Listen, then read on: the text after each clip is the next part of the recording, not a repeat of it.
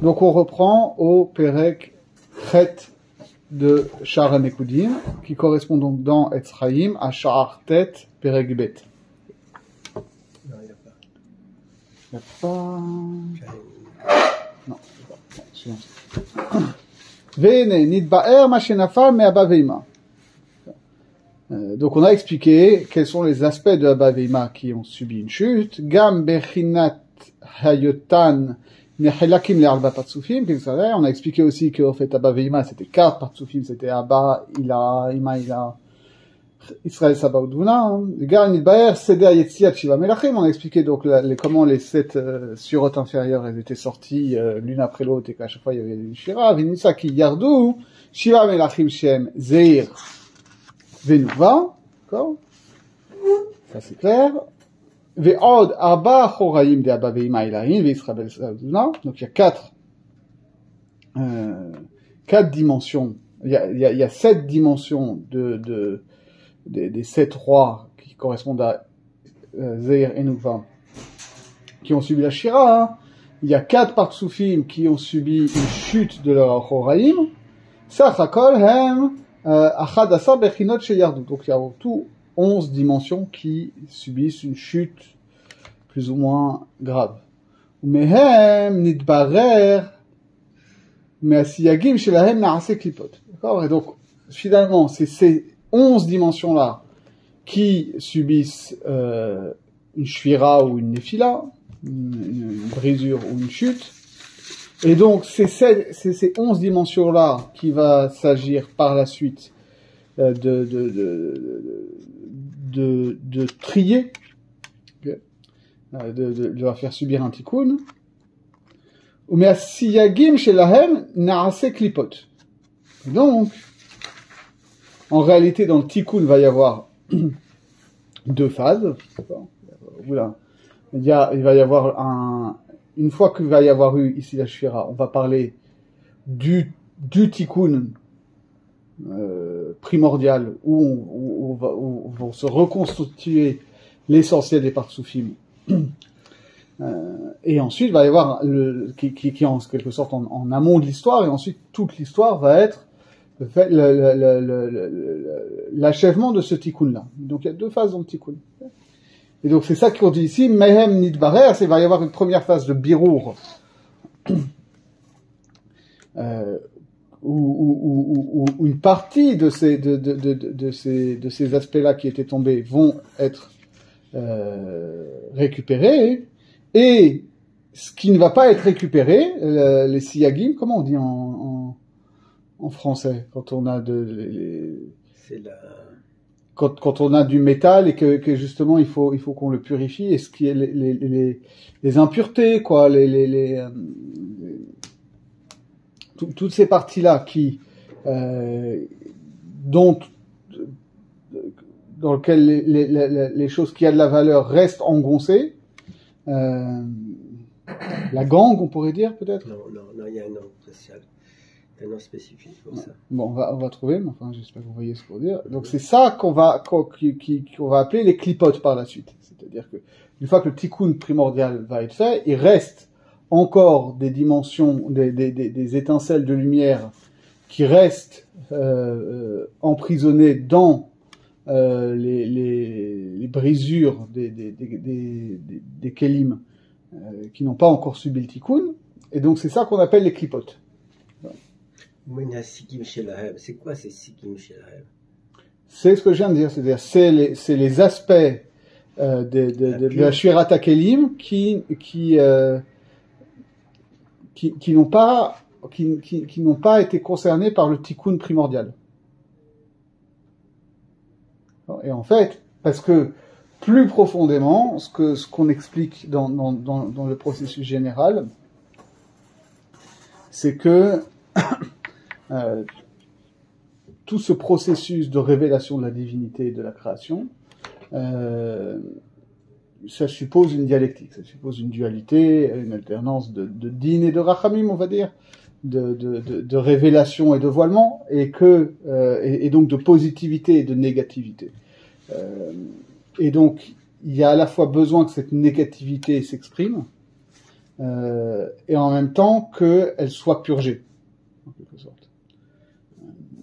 Et donc, tout le processus va être qu'au début, parler comme Hegel, tu m'y autorises, mais c'est un peu l'idée, c'est-à-dire que quand on est dans l'idée pure, finalement, il n'y a pas de différence fondamentale entre l'être et le néant, puisque c'est de l'indéterminé total. On peut rien dire dessus. L'être pur, c'est ce dont on ne peut rien dire d'autre que ce qu'il est, et donc qui n'a aucune qualification. Et le néant, c'est ce dont on ne peut rien dire non plus, parce qu'il n'y a aucune qualification. Donc il y a tout un processus d'auto-révélation ici de l'être, qui justement vise à différencier le positif du négatif, l'être du néant, le bien du mal, etc. Tout en sachant que finalement, l'étape numéro 1, c'est ce qu'on a vu ici, c'est finalement la négativité qui s'affirme en tant que telle et donc qui provoque cette brisure, On a l'impression que les sigils, elles apparaissent à partir du moment où il y a la shvira. Oui, enfin, en tout cas, elles se manifestent comme ça. C'est-à-dire que tant que t'as pas eu de Hatzilut, tant que t'as pas eu une manifestation des Kélim, de la divinité entre les Roth et les Kélim, etc. Il y a des sigim, mais on les voit pas. Les sigim, ils apparaissent comme, finalement, l'aspect négatif de tout ça. Et les clipotes, après, tu dis, après, chez Lahem, Narasu à clipote. Ouais. On a l'impression que les sigim et les clipotes, c'est-à-dire que c'est un dérivé des clipotes. Voilà, c'est-à-dire que les sigim, c'est quand tu les considères comme finalement un aspect normal d'un processus de birur.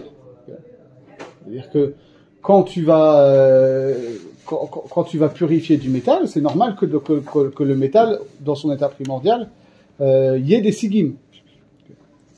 Mais ce qui va se passer ensuite, c'est qu'une fois qu'on va avoir fait un premier travail de birur, ce qui va rester justement des aspects négatifs, c'est les clipotes. Ça va être les clipotes, c'est-à-dire c'est ce qui ensuite dans le cours, parce que là on est encore en amont de l'action humaine. Les sigim, c'est en quelque sorte du point de vue divin, et les clipotes, c'est au point de vue humain. C'est-à-dire les clipotes, c'est ce qui va c'est ce qui va se manifester comme obstacle entre l'humain et le divin.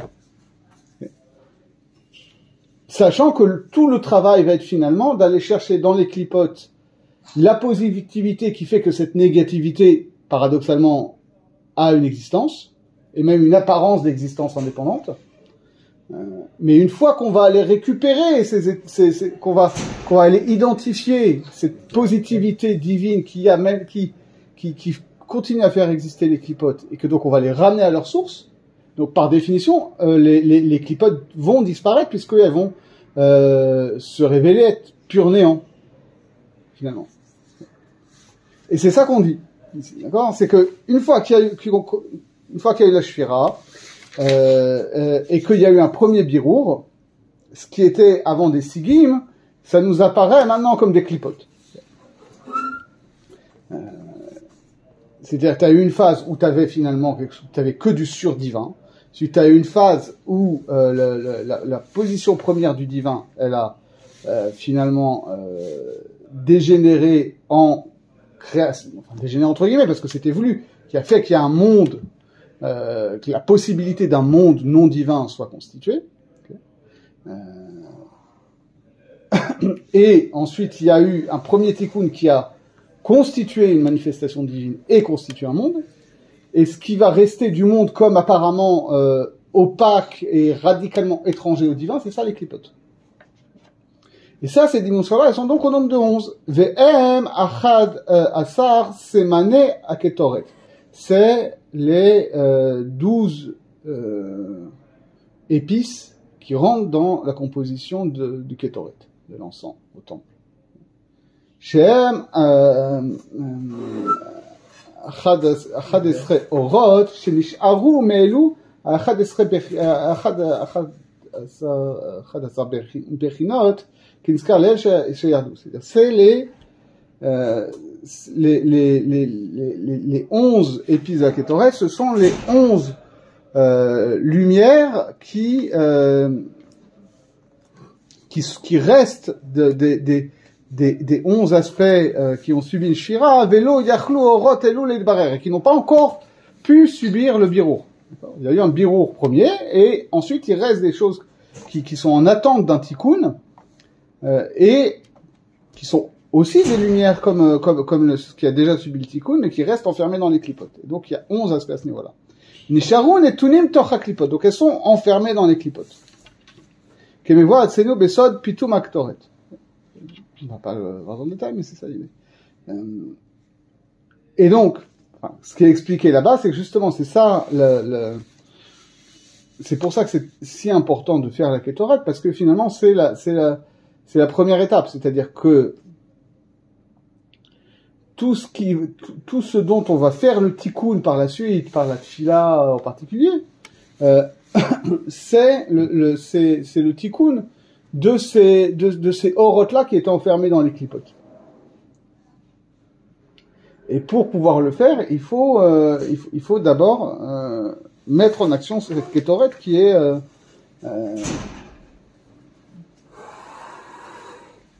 est comme on le voit dans la Torah, un moyen de séparer entre la mort et la vie. והנה לא ירדו אחוראים דאבא עד שמת המלך השני שהוא חסד ולא ירדו אחוראים דאמא עד שמת המלך השלישי שהוא גבורה. כן, ça on l'avait vu. באופן כי במות הגבורה אז נשלמו אחורי אבא ואמא לירד. והנה הוא כי אף על פי שבמיתת החסד ירדו אחורי אבא עם כל זה אין אלו נקראים אחוראים גמורים לפי שעדיין הייתה בינה בבחינת פנים אמו והייתה מהירה באחורה. זה כי עדיין לא ירדו בעצם כל אחורי אבא רק כשירדו גם אחורי אמא. אז ירדו שני נגררי ואז היה אחור באחור כמו נבאר בעזרת השם בעורך בדרוש פרצופי יעקב וליה מהיכן יצאו לאנשם. Ça on l'a vu globalement dans le période précédent, c'est que il y avait eu d'abord dans la shira de date, c'était les visages qui se détournaient, mais c'était encore essentiellement panim befanim. Ensuite il y avait la shira de chesed, c'était Yachorim de Abba qui tombait, donc Abba était Beachor et Bina Befanim. Et ensuite, quand Goura tombe aussi, alors là, les deux sont Achor Beachor. Donc, quand on prend globalement Abba Veima, on est on est dans une position d'Achor Beachor que au moment de la Shira de Gvura. Alors, pourquoi est-ce qu'il nous raconte tout ça? נמצא כי אין ירידת אחורי אבא ואמא נקרא ירידה לגמרי עד מות הגבורה שהוא המלך השלישי. ça c'est bon. אבל מיתת השבעה מלכים היא מיתה גמורה תכף מן הדעת הראשונה. כי הרי במות החסד נשברו כל הבחינות לגמרי. Donc il y a une différence, c'est-à-dire que finalement il y a la chute des Achoraïm est différée jusqu'à la shvira de troisième Melech qui Gvura, mais au point de vue des Melachim, la Mita, qui est une Nefila, une Yerida encore plus forte, elle se passe indépendamment au niveau de chaque Shira. On marque Mitat Mamash, ונמצא כי מיתת המלכים יתחילה להיקרא מן העת שמת מלך הראשון, אבל ביטול אחוראים דאבא ואמא אינו ביטול עד שמת המלך השישי. Bon, ok, tout ça on a compris. Mais pourquoi est-ce qu'il vient nous dire ça? וזה תבין סוד שם מבית, שהוא אנא בכוח גדולת מדינת הצירורה, etc., qu'on connaît. Vous auriez un peu ces accords pour passer un peu de ces accords. Est-ce que ça veut dire que là... Je sais pas.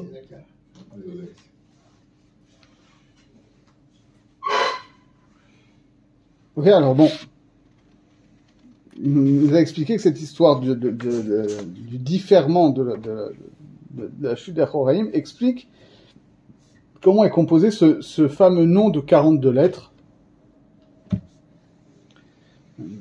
Alors, il faut dire quand même quelques mots sur cette histoire du nom de 42 lettres pour comprendre globalement l'enjeu. Parce que donc, ce nom de 42 lettres, c'est, si je ne me trompe, ça renvoie au 42 occurrences du nom Elohim dans Maaseh Bereshit. Donc c'est un aspect fondamentalement de din. C'est quelque chose qui est lié à Maaseh Bereshit et c'est quelque chose qui est lié au Kaddish aussi. C'est-à-dire que le Kaddish est c'est comme ça est expliqué dans Shara Kavanot, est fondamentalement structuré selon ce Shem Membet. C'est-à-dire qu'on retrouve dans les différentes parties du Kaddish une structure de 42 mots, une structure de 42 lettres, etc., etc. Et c'est les Kavanot du Kaddish, elles sont associées à ce nom-là. Or, justement, c'est quoi la fonction du Kaddish dans les Kavanot? C'est de passer d'un Olam à un autre Olam. C'est-à-dire que la Tfila, elle est structurée en plusieurs moments, et donc pour Shacharit, essentiellement, les Korbanot, c'est Asya. Une fois qu'on a fini les Korbanot, on fait Kaddish pour faire monter tout le tikkun qu'on a fait au niveau de Asya au niveau de Yetzira. Et ensuite, les Psuké des Imra, c'est Yetzira. Une fois qu'on a fini ça, on fait un Kaddish, on monte de Yetzira en Bria. Il n'y a pas de Kaddish entre Bria et Tzilut. Et ensuite, quand on va redescendre, ça va être le même système. Donc, autrement dit, on a dans le modèle qu'on est en train d'expliquer un phénomène de descente des Shivrei Kelim de Olam en Olam, et le nom de 42 lettres va être l'instrument de la remontée de ces Orot de Olam en Olam dans la Tfila. C'est pour ça que c'est lié fondamentalement. Tu as une explication pourquoi les Ahoré de Abba Veima ne descendent qu'à partir du moment où Chesed se brise? Ou Gvura se brise. Parce qu'il a expliqué. Voilà. Oui, il commence par Chesed, ça veut dire que le troisième Gvura. Parce que finalement, Abba et Ima, ils sont solidaires. Oui. Donc les Achoraïm de Ima, ils ne tombent que quand il y a une Shfira de Gvura. Et donc tant que Gvura n'est pas mort, il n'y a pas encore eu de Nefila d'Achoraïm de Abba et Ima, donc Abba et Ima, ils sont encore solidaires, donc on considère qu'il n'y a pas eu vraiment de Nefila. Est-ce que c'est la chute de Gvura qui entraîne... Ça, c'est ce qu'on a vu au Pérec précédent. Tu te rappelles, on avait dit que, en fait, les sirotes, les inférieures, elles font monter Maïm Nugvin au Partsoufim supérieur. Oui. Et donc c'est ces Maïm Nugvin qui vont faire en sorte que les Partsoufim sont panim et panim. Oui. Donc quand il y a une shvira des sirotes, qui va provoquer le zivoug. Voilà. Et donc quand il y a une shvira des sirotes inférieures, les Partsoufim supérieurs passent de panim et panim à achor bechar achor. Mais plus dans le détail, on a vu que chaque shvira inférieure était liée à des aspects des achoraïm spécifiques des Partsoufim supérieurs. Et Gvura, c'était les achoraïm de Gouf de Ima. Donc c'est que quand il y a une shvira de Gvura que les achoraïm propres de Ima subissent une hérida. Gvura, c'est les achoraïm du Gouf de Ima. Ouais. Gvura, c'est les achoraïm. Gvura, c'est ce qui fait monter des Maïm Nugvin pour les achoraïm de Ima. Ça, le achoraïm deviennent panim, non? C'est-à-dire que plus précisément, Barsouf devient panim. Voilà, c'est-à-dire que c'est-à-dire que les sirotes inférieures font monter Maïm Nugvin, ce qui provoque une Amshachat Amochin dans les Partsoufim supérieurs. Et cette Amshachat Amochin fait que à la fois, c'est dans un même mouvement, que donc les Partsoufim acquièrent des Mochin, et parce qu'ils acquièrent des Mochin, ils acquièrent aussi des Achoraïm indépendants du Partsouf correspondant. Okay. Donc, il se tourne après. Il se tourne entre guillemets, mais tu peux si tu veux le traduire en termes moins physiques et plus psychologiques, c'est finalement quand une personne va acquérir une conscience propre, qu'elle va pouvoir être dans un face-à-face avec autrui et qu'il y ait une vraie reconnaissance. Et c'est ça qu'on appelle gadlut, d'accord? C'est-à-dire au niveau, tu vois ça au niveau du développement de l'enfant. C'est-à-dire, c'est à partir du moment où un enfant, il va acquérir une conscience propre que pour le coup, il pense pas comme ses parents, qu'il va avoir une relation différente avec ses parents. Avant, il est en quelque sorte collé à ses parents. Il voit pas la différence qu'il y a, il fonctionne comme ses parents lui disent, etc. Ce que ses parents pensent, alors c'est ce que lui il pense. Il n'y a pas de différence. À partir du moment où lui il acquiert une conscience adulte, alors il comprend que ses parents c'est aussi des adultes et que c'est aussi des individus. Et qu'il peut y avoir une relation d'adulte à adulte et pas juste de parent-enfant. Et ça, on le voit entre parents et enfants.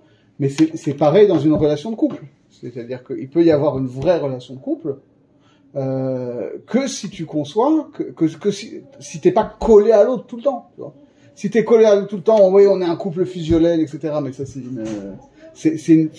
ça peut être un mode de protection parce que t'arrives pas à être construit indépendant. Mais un vrai couple, c'est où chaque personne qui forme le couple, elle a une conscience indépendante, elle se confond pas avec l'autre, et elle peut avoir une relation interpersonnelle avec l'autre.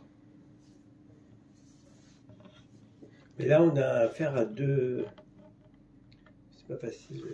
Parce que là, c'est les kilim des cheveux tartonotes qui tombent, alors que là, c'est les orotes, pour en ce qui concerne les Abba Beima, c'est les orotes des Ahoraim qui tombent.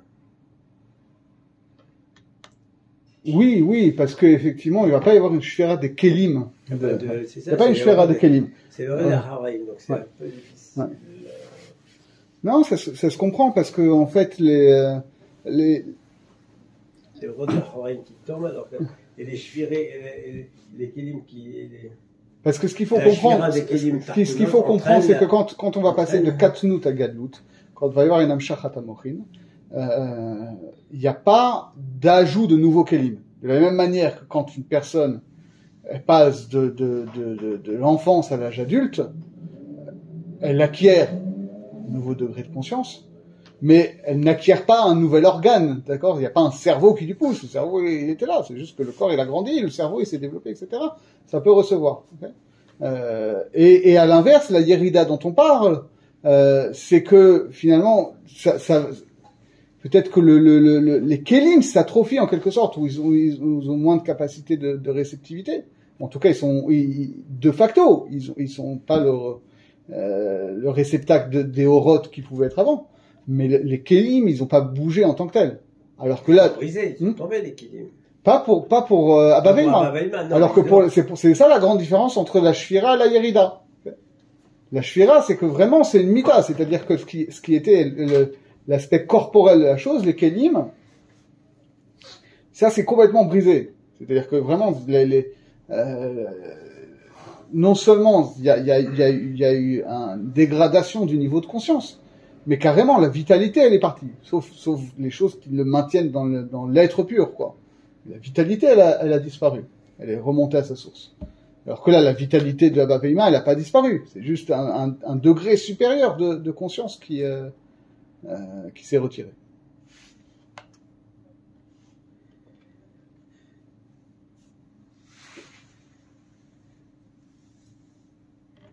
Et donc ça, le Rizal nous dit, c'est encodé dans ces 42 lettres, Anabekor, etc. כבר ידעת כי שם מ"ב הוא ביצירה, ויצירה הוא בחינת זעיר אנפין כנודע, שהוא סוד השיר המלכים. Alors pour d'où on sait que c'est יצירה, on va le voir.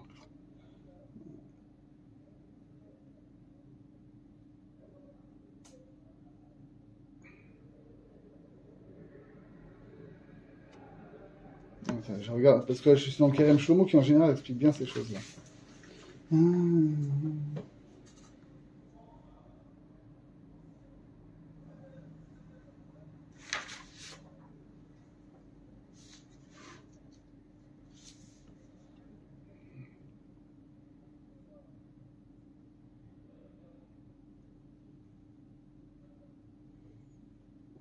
Ok, d'accord.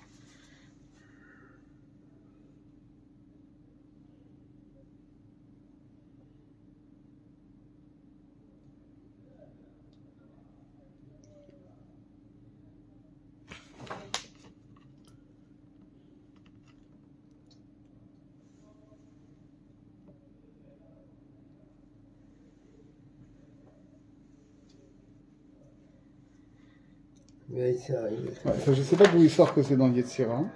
C'est bizarre. Il dit que Shem, c'est Shem. Shem, Yetzira. מבחינת זה אדם שהוא סוד השם.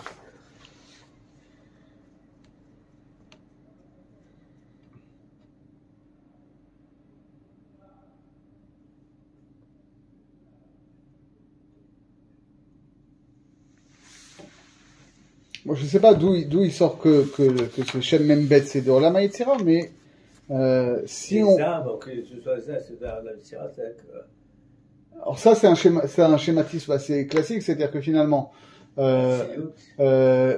si on fait correspondre les Partsoufim au Olamot, Arichanpin, ça correspond à Adam Kadmon, Abba, ça correspond à Tzilut, Ima, ça correspond à Bria, Zeranpin, ça correspond à Yetzira, et Nouva, ça correspond à Asya.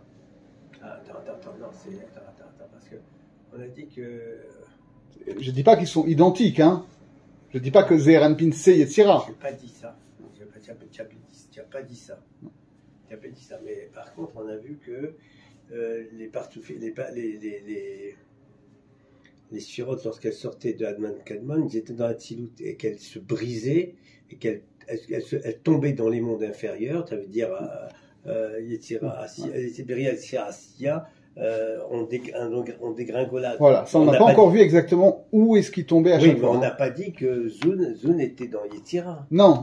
Là, il parle d'un point de vue purement formel. Dans un point de vue purement formel, on a dit que tous les mondes contiennent l'ensemble, c'est-à-dire ils englobent tout. Oui, mais si tu veux analyser la structure, la hiérarchie des Olamot en termes de Partsoufim, tu as une équivalence formelle entre Yetzira et Zeranpin. Il dit rien de plus que ça pour l'instant. D'accord. Okay. Donc à ce moment-là, et le même bête se trouve dans Yetzira. Donc on comprend que de la même manière que Membet c'est dans Yetzira en général, le Membet ça correspond à Yetzira des Partsoufim qui est Zeranpin. Okay. Et donc au Shiva Melachim. Vem tistakel tirer Ershem Membet ou Bemochin. Lui, juste pardon. Shen Ain Bet, pardon. Oui, vas-y. T'as une explication? Pourquoi c'est dans Yetzira? Vas-y. Parce qu'en fait, il dit que le Membet, il est dans le Shem Membet, il est dans chacun des mondes, Ouais. et que dans le monde de Yetzira, il s'exprime par Anna Bechor. Il s'exprime D'accord. Par Anna Bechor. Voilà, c'est ça. C'est-à-dire qu'en fait, il y a Chazak. C'est-à-dire que et c'est ce qu'il explique un peu ici en fait. Mais et pourquoi le fait qu'il s'exprime par Anna Bekora, ça correspond à Yetzira? Pourquoi ça correspond à Za? Pourquoi le fait qu'il s'exprime par Anna Bekora? On sait que le même bête, Anna Bekora, on a le même bête dans Anna Bekora, entre autres. C'est là-dedans qu'il a Anna Bekora. Non, mais il n'est pas exprimé de la même façon dans chacun des mondes. Ouais. C'est-à-dire qu'il y a une notion générale qu'on appelle Shem Membet, et le Shem Membet qui s'exprime par Anna Bekor, etc., c'est le Shem Membet de Yetzira. Mais après, on est dans un système fractal, donc finalement, il s'exprime aussi dans le Yetzira de la Tzilut qui est Ça. Et donc maintenant, tu peux attribuer les grands schémotes à chaque olam, de dire que donc le Shem Ain Bet, on a vu que c'est au niveau des Mochin, que c'était Armim, okay, et c'est Atzilut. Ensuite, Acharkar a Te'amim Shel Sag hu Bibria, on l'avait vu aussi. והנקודות שלו ביצירה, והם סוד מלאכים שמתו, אוקיי? כי הנקודות הן בחינת זרע ונובה שהם יצירה ועשייה. אמנם כוונת מ"ב זהו להעלות כל הבירורים משם, d'accord? Donc il dit, il faut pas croire que Membet c'est sur le même plan que Av Sagmaben. C'est une autre logique. Et on a vu que c'était quoi les schémas Av Sagmaben. Alors, c'est différentes expressions du tétragramme et que ça correspondait au Lamot, etc. Là, il dit attention, quand on parle de Shem Membet qui est au niveau des tiras, c'est pas dans ce paradigme-là qu'on est en train de parler. On dit là, c'est quelque chose, c'est un nom qui a pour fonction de faire monter les birurim des mondes. Asher nisharu mezeh venuva beyetzira ve'asya. Que précisément, voilà, le Shem Membet, c'est ce qui, dans la Tfila, va nous permettre de faire le tikkun de Zer Venugva à partir des Nitsutsot qui étaient tombés dans Yetzira et Asya. C'est pour ça, donc, que tu as pas de Kaddish entre le Kriyat Shema et Amida, parce que t'as pas de Kaddish entre Bria et Atzilut, parce que le Kaddish, il sert à faire monter les Nitsutsot qui sont dans Asya et Yetzira. Mais une fois que tu as fait monter les Nitsutsot de Asya et Yetzira dans Bria, tu les fais monter de Bria en Atzilut sans avoir besoin de Shem Membet, donc sans avoir besoin de Kaddish. Imken, oui, c'est bon? Oui. Imken, Vadaï hu ki beshem ze nirmaz mitat amelachim. D'accord? Donc maintenant qu'on a compris quelle est la fonction du Shem Membet et à quel niveau se situe son action, donc c'est logique que ce Shem Membet il soit encodé dedans tout ce nyan des 7 melachim. Vers seder mitatan, hu seder ha'alatan al yede birur bekoach Hashem ze. Parce que finalement l'ordre dans lequel il y a eu la Shirat HaKelim va déterminer l'ordre dans lequel il va y avoir le tikkun, donc qui va être la remontée que va effectuer ce Shem-là. Velachen mitat shiva melachim nirmaz beshem harishon ze, ubitul achoraim de Abba ve'ima nirmaz beshem hasheni.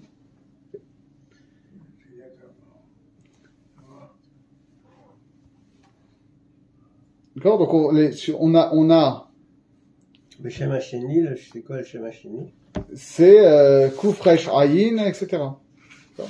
Le premier Shem, c'est ce Shem Membet de 42 lettres, il est composé de 7 groupes de 6 lettres. 7 fois 7, 49. Oui. Cette fois-ci, ici. C'est vas-y, c'est quoi? 6, 7 fois 6, 42. 42, oui, c'est ça, c'est 42. On peut retourner au CO2, on est en plein dedans. Et quel est le deuxième métrique? Là, je suis dans le 49, je suis dans la... Oui, alors, de fait, 42 et 49, c'est lié. C'est-à-dire que, finalement, si tu prends, t'as 7 groupes de 6 lettres. Donc, si tu comptes les lettres, t'en as 42. Mais si tu comptes en plus, à chaque fois, le groupe en tant que tel, ça te fait encore 7. Ça fait 49. Et c'est ce qu'on fait c'est une des kavanotes de Sfirat HaOmer. C'est-à-dire que chaque semaine correspond à un des 7 noms de 6 lettres, et chaque jour de la semaine correspond à une lettre des 6, et le Shabbat correspond au groupe de 6 dans son entier. Enfin, Shabbat, le 7e jour, c'est pour ça. Shabbat, mais... Et alors, et le deuxième, Beshem Hasheni. Le Shem Hasheni, quel est le Shem Hasheni? C'est Koufresh Ayin Shin Tet Nun. Ok. Bon, pour l'instant, je ne sais pas comment ça fonctionne, mais c'est ce qu'il va nous expliquer. V'ainyan ki min ha hidrat min ha hidrazuta nireh shelo yad. On a Rabba. Rabba Vezuta. Ah, ok. Qui minha Rabba Vezuta. Ouais, très bien. Rabba Vezuta. C'est la même chose? Ouais, j'ai Aleph, Dalet, Resh, Zayin. Donc, ça peut être soit Hydra Rasuta, soit Hydra Rabba Vezuta. Nire Shelo Yardu Rak Hashiva Melachim Bilvad. D'accord? Là-dedans, on a l'impression que dans les hydrotes, apparemment, on ne parle que des Shiva Melachim, on ne parle pas des Achorim d'Abba Ve'ima. ובמדרשים אחרים בספר הזוהר, משמע כי גם באבא ואמא יש ביטול ופגם, וכמעט אפילו בכתר. Donc, dans le reste du Zohar, on nous parle, ça a l'air de dire qu'il y a aussi une sorte de shira, un bgam, quoi. C'est pas shira, mais c'est un bgam aussi, quoi. Mais, justement. C'est pas une shira, c'est un bgam. Oui. Il y a aussi ça par rapport à ce qu'on voit dans l'Aïdra. Et justement, si dans l'Aïdra tu vois qu'il y a que la Shvira de Shiva Melachim, et dans d'autres passages du Zohar tu vois qu'il y a quelque chose qui se passe aussi au niveau de Abba Ve'ima et même au niveau de Keter, qu'on appelle un Bgam, mais on n'arrive pas forcément à cerner, d'après ce qu'il a l'air de dire, exactement de quoi on parle. Est-ce que c'est la même chose que la Shira? Est-ce que c'est autre chose? ואומנם העניין הוא, כי ודאי שמכל 10 נקודות נפלו מהם בחינות. En réalité, la néphila, la chute, elle concerne les 10 nekudot. Mais kulam hayabitu, à chaque niveau, il y a quelque chose qui est annihilé. רק זה ונוגבה, נפלו כולם בין בבחינת היותן אחור באחור, בין בבחינת היותן פנים בפנים. והנה זה נקרא מיתה, כי הכל ירדו לגמרי. אבל הבא ואימה שלא ירד מהם רק בחינת אחוראים, יקרא ביטול ולא מיתה. כתר שלא נפלו ממנו רק בחינת נצח עוד יסוד שלו, שנכנסו בסוד מוחין דאבא ואימה, כנזכר לעיל, אשר אין בחינה זו נכנסת אפילו בערך אחוראים, לכן לא נקרא ביטול בכתר. Ça on l'a pas vu vraiment, hein, mais enfin on l'a, c'est intéressant parce que c'est évoqué rapidement, mais on voit pas exactement ce que c'est-à-dire que finalement ce qui s'est passé, c'est que il y a eu une mita des Shiva Melachim, donc là il y a Epanim et Achor qui tombent, ça engendre par ricochet le fait que les partsoufim Abba Veima reviennent Achor Be'achor, et donc il y a un retrait des mochines. Or, ces mochines-là, ils étaient présents par l'intermédiaire de Netzar Od Yesod de Keter. Donc Netzar Od Yesod de Keter est impacté au sens où ils servent plus de lévouche pour les mochines de Abba Veima. Ils sont pas impactés en tant que tels. Ils jouent plus le rôle qu'ils devraient avoir de lien entre les mondes.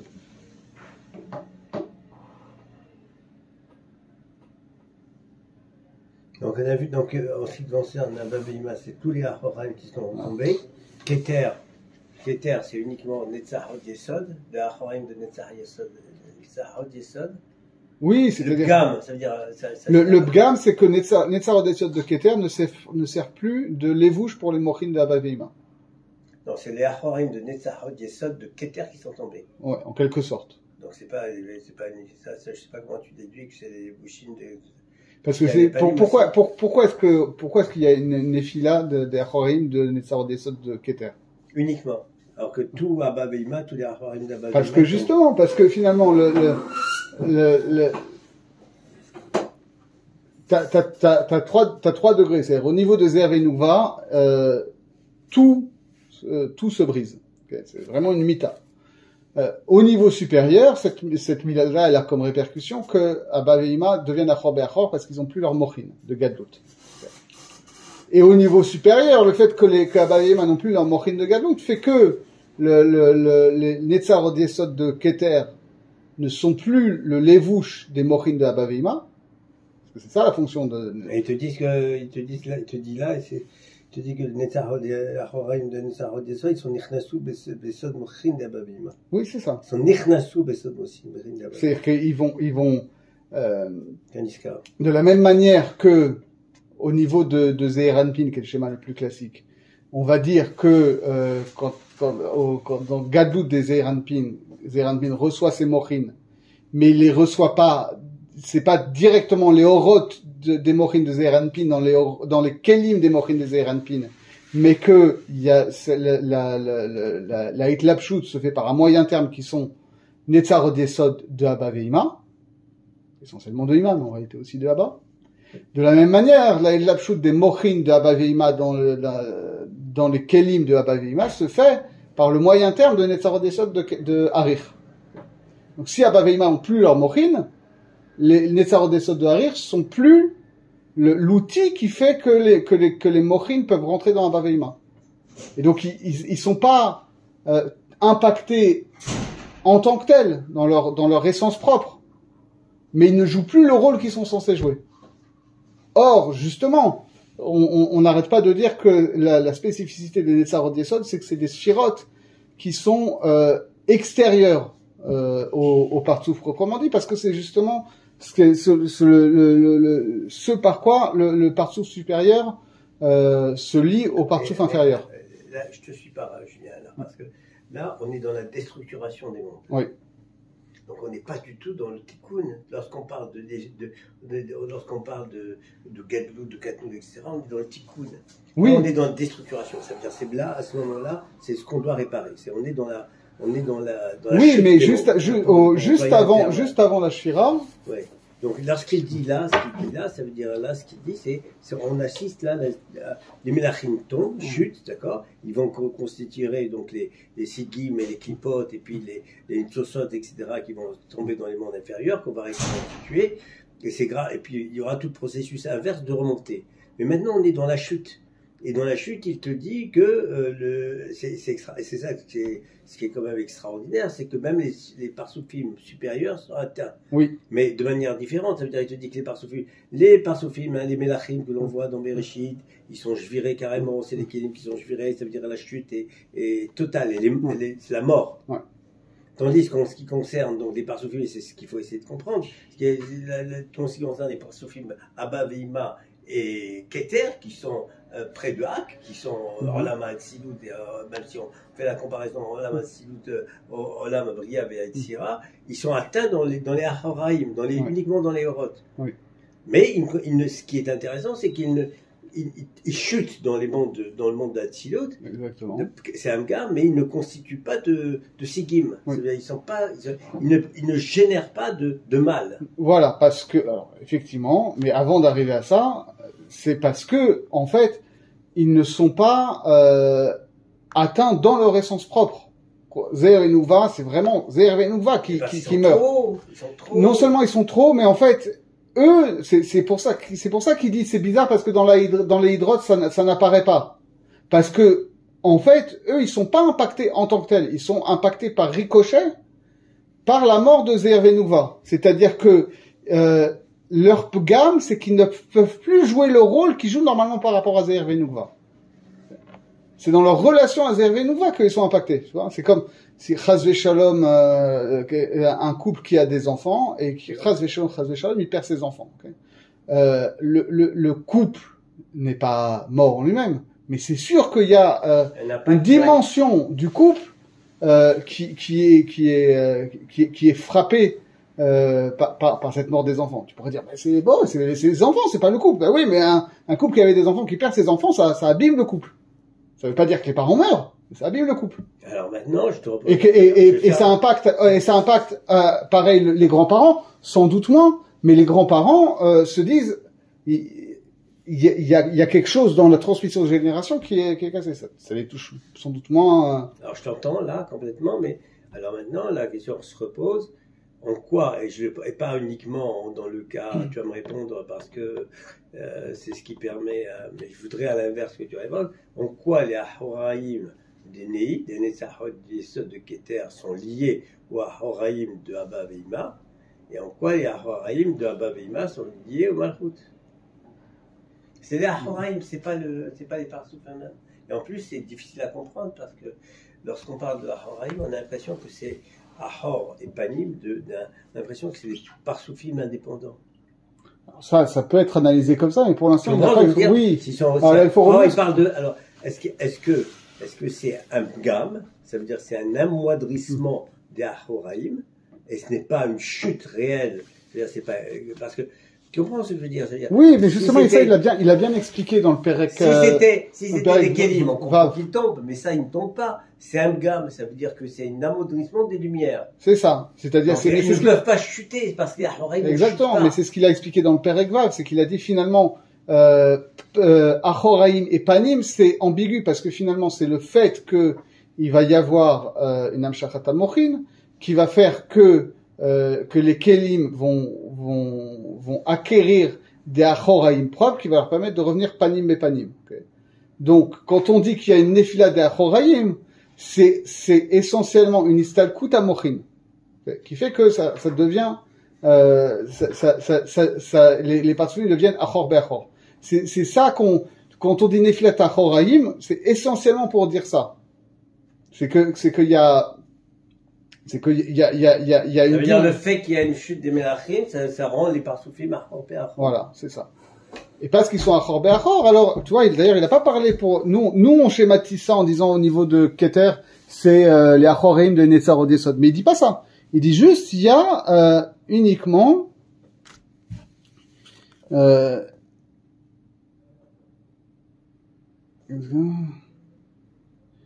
il parle seulement en Bechinat Netzar Od Yesod Shelo, tu vois.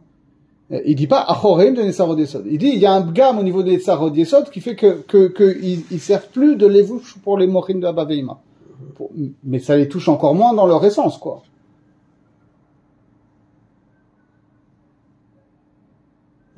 Ok. עוד יש טעם אחר, והוא כי אינו נקרא מיתה רק מי שהולך מעולם לעולם, ונבדל מעולמו. לכן 7 מלאכים שהיו באצילות וירדו אל הבריאה יקרא מיתה, ממש, כמו שאמרו בדרא. בדרא, לא תמה דמתו, אלא כל מן דנחית בדרגה קדמה דהווה קרבה מיתה, כמו שכתוב, וימות מלך מצרים. Quand on parle d'une mita, ça a deux aspects. C'est d'une part la dissociation des orot et des kelim. Ça, c'est de la même manière que quand l'âme se sépare du corps. Ça, c'est la mort. Mais de fait, qu'est-ce qui se passe quand l'âme se sépare du corps? C'est que, à un moment, quand l'âme était dans le corps c'était un corps vivant. Certaines dimensions de l'être. Et quand l'âme se sépare du corps, le corps devient en réalité autre chose. Nous, on le voit pas forcément, mais c'est quelque chose que disait déjà Aristote. On peut citer son nom ici. Aristote, il dit un œil n'est proprement un œil que quand il fait partie d'un organisme vivant et qu'il remplit sa fonction d'être un organe de la vision. À partir du moment où l'œil, c'est l'œil d'un cadavre, en fait, c'est pas un œil. C'est un amas de matière qui est la matière morte exactement comme du minéral ou des choses comme ça, quoi, où ça va se désagréger, etc. Donc on est vraiment, quand quelqu'un quand il y a un organisme vivant qui meurt, il dégringole d'un niveau d'être, d'accord. Vraiment, c'était un animal, et puis un animal mort, c'est pas un animal, c'est un autre état de la matière, véritablement. Et donc là c'est la même chose, c'est-à-dire que le Zeir Venugva, les kelim vont passer du niveau de Hatzilut au niveau de Bria, Yetzira, Asya. Donc vraiment ça s'appelle une mita. Il passe d'un autre monde, c'est-à-dire de toute manière c'est une vraie mita, puisque les orotes se séparent des kelim et les kelim tombent. Voilà, mais le fait que les orotes se séparent des kelim, c'est les deux. C'est les deux, c'est-à-dire qu'est-ce que c'est la mort finalement?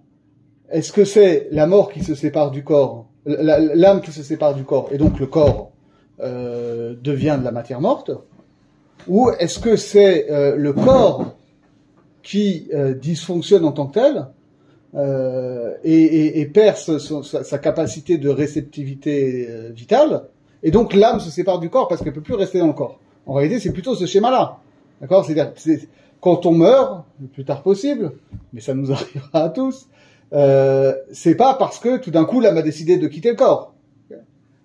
C'est que il y a eu une faillite organique qui fait que le corps n'est plus un corps. Dans les sphéricalités. Et c'est ça exactement. C'est dit que le Keli était incapable de supporter voilà. À partir du moment où le Keli ne peut plus supporter le Horot, donc quitte le Keli. Les Horot quittent le Keli, et donc le Keli n'est plus un Keli, mais est juste de la matière, quoi. Ouais, et donc il passe d'un niveau d'être qui était celui d'être un Keli au niveau de Hatzilut à celui d'être des Shivrei Kelim, de la matière au niveau de Bria Yetzira Asya.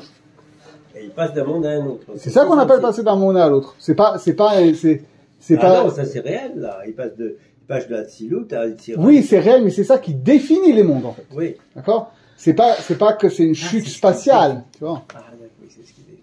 Parce que Bria et Yetzira, il n'existe pas avant cette Shvirat HaKelim. C'est les Kelim qui tombent, qui vont passer d'un statut où ils pouvaient être des Kelim, des Horot de Hatzilut, à autre chose, qui fait que ce autre chose, ça va être constitué de la nature de Bria Yetzira Asya, en fonction du degré de dégradation. C'est eux qui créent la dégradation des mondes. C'est la chute des Kélim qui crée la dégradation. Qui crée les mondes et qui crée en fonction du degré de dégradation les degrés des différents mondes. Ouais. Créer les mondes, pas les dégradations des mondes. Non. Hein? Ça crée les mondes, pas la dégradation des mondes. C'est leur dégradation qui crée les mondes. T'as dit créer la dégradation des mondes. C'est la dégradation qui crée les mondes. Ça crée pas la dégradation. Mais c'est leur dégradation Oui, qui va parce qu'au début, il y avait créer qu'un monde. la gradation des mondes, la hiérarchie des Gradation mondes. de monde. Oui, c'est en fonction de la densité de dégradation que le monde sera inférieur à être créé ou pas. Ouais. Ça, D'accord, ouais, c'est ce que nous dit l'Aïdra. Ne dis pas ils sont morts. Ça veut, en fait, dire ils sont morts, ça veut aussi vouloir dire plusieurs choses. À chaque fois qu'on passe d'un niveau supérieur à un niveau inférieur, ça s'appelle aussi une mort. C'est pour ça que quand on dit Vayamot Melech Mitzrayim et le Midrash il dit en fait il est pas mort, mais il a contracté la Metzora, okay, ou donc il est tombé gravement malade, etc. C'est déjà une forme de mort, c'est-à-dire il est passé d'un niveau Comme le ranier est considéré, enfin, voilà. celui qui n'a plus rien est considéré comme mort. אמנם אחורי אבא ואמא, אף על פי שנפלו לא ירדו בבריאה, אלא נשארו בעולם האצילות עצמו, לכן היותן שלו במקומם ייקרא ביטול, אבל לא ייקרא מיתה. אוקיי. Mita, c'est on descend d'un monde à un autre, et Bitoul, c'est on descend d'un niveau, mais dans le même monde. Voilà, exactement.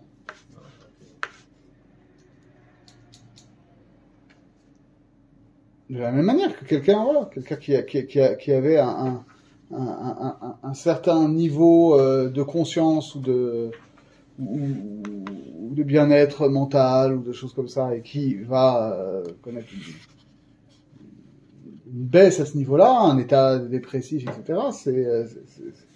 Ça va s'appeler bitoul, ça va pas forcément s'appeler mita. Bitoul, c'est un amoindrissement. Voilà. Alors maintenant, on va essayer d'expliquer c'est quoi cette histoire du nom de 42 lettres. Veoki Shem Aleph Bet Gimel Yud Tav Tzadeh Hu Betsirat Chesed Kenoda. Ici, chez Mimino Matril Mitat Amelachim Keniskar Diel. Alors là, il y a un petit flottement, mais c'est pas grave. Pardon. On peut le faire au chat. Pardon. Alors, merci.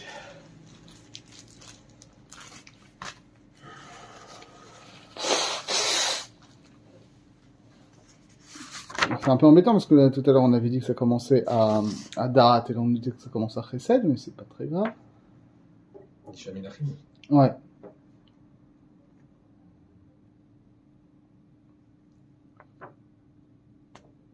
Mais bon, en tout cas, on a sept noms qui correspondent aux 7 Shirot. Donc comme on le voit aussi dans les Kavanot de Shirat HaOmer, le premier nom ça correspond à Chesed, le deuxième à Gvura, etc. Non.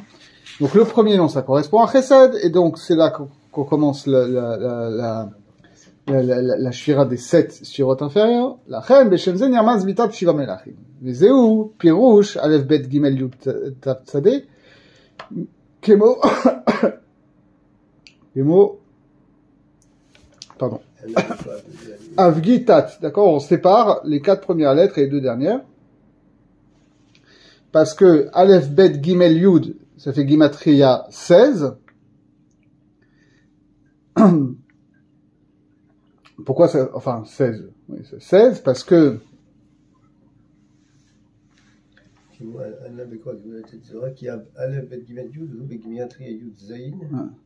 non, Yud Vav. Ki Yud hu bemalchut, shei nekuda echad levad, ok. Veu Yud shel alef bet gimel Yud. ואותיות א' ב' ג' הם 6 בגמטריה, והם 6 קצוות דזעיר אנפין, d'accord? Donc finalement, le Yud, c'est la 7e Shira, et Aleph Bet Gimel, c'est les 6 autres Shirot. Et le Vav, c'est les 6 autres Shirot. Le Vav, le Vav, c'est quoi? C'est 1 plus 2 plus 3. C'est Aleph Bet Gimel. Et il va décomposer ça. Le Yud, c'est Malchut, et le Vav, c'est les 6 Shirot des trucs, et puis tu les associes à Aleph Bet Gimel. Parce que voilà, tu as, et donc, Vezé, Shamrou, Razal, Razal, c'est Chazal, hein. Qui Reshut Arabim, Rohbo. Vehem, Vav, Ksavot, Deza. C'est ça. C'est un Gemtria Vav, et le Vav, c'est Vav, Ksavot, Deza. Oui, c'est les 6 Shirot de Yud, Vav, Yud, Mahmoud, Vav, Sheba Ksavot de Zav, Vav, Keneged, Ana Bekor Gidula. Ouais, enfin, Aleph Bet Gimel. D'accord. Et c'est pour ça que Chazal, ils disent que le Reshut Arabim, il est défini par une largeur de 16 amot. Qui arielu Ashiva Melachim, hem nikraim Reshut Arabim biotan kodem atikun. Ve'omnam achar atikun nikra Reshut Hayachid. C'est pour ça que le Reshut Arabim, c'est une notion très importante. Dans le Rizal, c'est Reshut Arabim, c'est justement ce lieu où il y a la dispersion, le fait qu'il n'y a pas d'unité, d'accord. Reshut Arabim, c'est littéralement le règne de la multiplicité. Oui, mais c'est Reshut Arabim parce qu'ils ont été juvirés. Oui, c'est ça. Voilà. Le Reshut Arabim, c'est la dimension de la Shvira, c'est-à-dire que les différents aspects de l'être sont complètement éclatés, éparpillés, etc. C'est ça, Reshut Arabim. C'est le monde de la multiplicité, de la dispersion, pas de cohérence. Voilà, du sans repère, okay, du sans propriétaire. Il y a personne, parce que Reshut Arabim, à l'époque de Chazal, c'est pas les Champs-Élysées avec la municipalité qui gère. Reshut Arabim, il y a personne qui gère.